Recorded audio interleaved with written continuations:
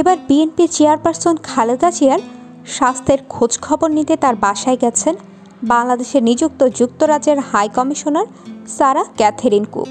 4 September বুধবার রাত 8:30টার দিকে গুলশানে বিএনপি চেয়ারপারসনের বাসভবন ফিরোজায় যান তিনি। এ সময় তাকে স্বাগত জানাতে উপস্থিত ছিলেন বিএনপি স্থায়ী কমিটির সদস্য ও খালেদা জিয়ার ব্যক্তিগত চিকিৎসক অধ্যাপক এজেএম জাহিদ হোসেন, চেয়ারপারসনের মেডিকেল বোর্ডের চিকিৎসক অধ্যাপক শাহাবুদ্দিন তালুকদার, অধ্যাপক ডাক্তার FM সিদ্দিকী ও দলটির নেতা তাবিত আওয়াল।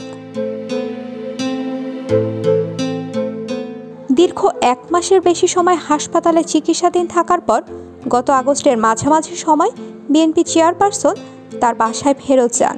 তবে বর্তমানে শারীরিক নানা জটিলতার কারণে খালেদা জিয়াকে বিদেশে নেওয়ার চিন্তা করা হচ্ছে। এ বিষয়ে তার চিকিৎসক জানিয়েছেন, বিমানে যাত্রা করার মতো পরিস্থিতি হলে তাকে বাইরে নিয়ে যাওয়া হবে। এক্ষেত্রে যুক্তরাষ্ট্র অথবা যুক্তরাজ্যে নেওয়া হতে পারে বলেও জানা গেছে।